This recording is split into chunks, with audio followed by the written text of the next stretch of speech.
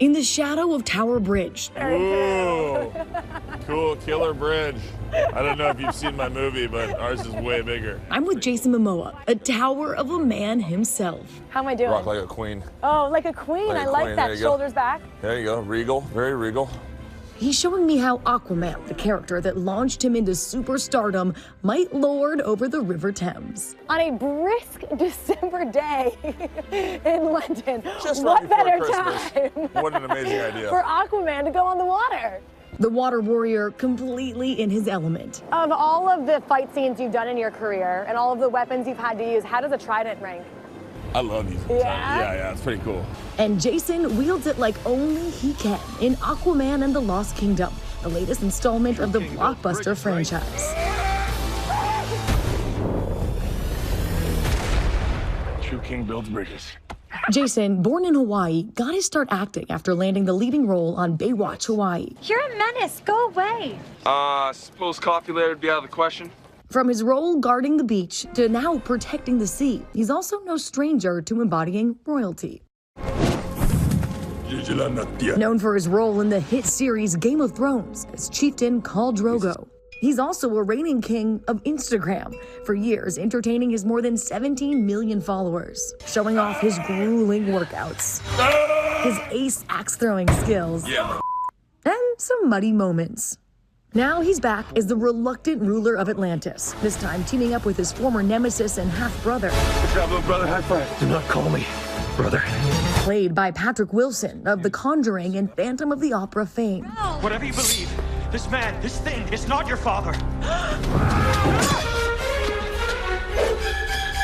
Back on land, the three of us meet up for a spot of tea. Here you go, lady. Oh, There you go. Thanks, dude. well, tea time cheers, everyone. Pinky's up there, everybody. And spilling on all things Aquaman. What's the relationship like off screen? Are you guys this close? Chemistry's a funny thing, right? I think the relationship on screen has to come from two people that want to be there and want to have a good time. And this guy leads with his heart. So when you see the movie and it's just such an expression of him that you feel like you just want to take that energy. So what was it like to sort of be on the same side in this movie?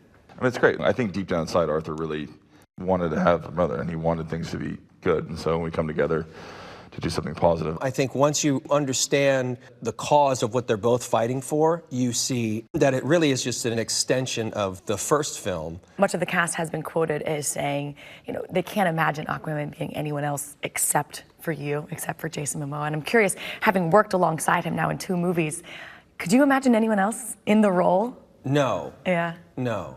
What does I Jason couldn't. bring to this role that you think is so unique? Well, I think he had a lot of ideas for this film. He's got a writing credit on the film. He knew the story that he wanted to tell. I'm swimming with sharks. Jason pouring parts of himself into the DC superhero, from being raised by divorced parents to now becoming a father himself, pulling inspiration from his personal life to redefine the character. Something I'm excited to see in the next Aquaman is your role as a father in the movie. And I know you're a dad in real life.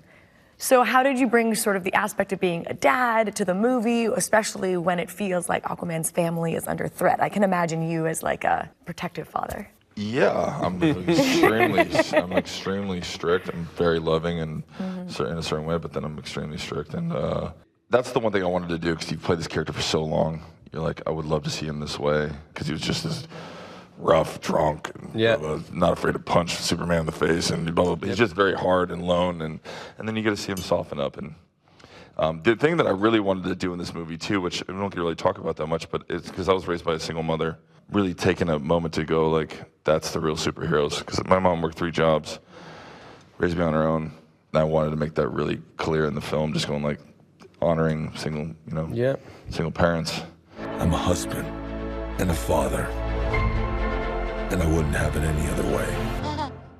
And since his childhood days on Hawaii's white sand beaches, Jason has been a fierce advocate for environmental conservation. My whole life I wanted to be a marine biologist, and then, you know, I'm not smart enough, and that didn't work out. That's not true. It is a little bit. It is a little bit. Doesn't mean my passion isn't there. Doesn't mean I didn't want to go. Anyways, my passion with the environment, now it's cool because I get to use my platform to help all different types of causes. A superhero on screen, but in our world of mere mortals, He's a champion for change as a designated advocate for the United Nations Environmental Program. Because of our melting of the ice cap, you get to see the effects of like what's going to get expedited, all the storms are going to come up, and like how the ocean's going to rise. And so you just get to have a little glimpse of like we need to fix quickly.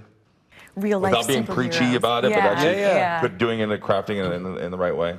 Yeah, if one kid could walk out and go, oh, so what happens if the polar ice caps melt? If you can just have a kernel of a cause in there, you know, for someone to walk away with something, I think we've succeeded.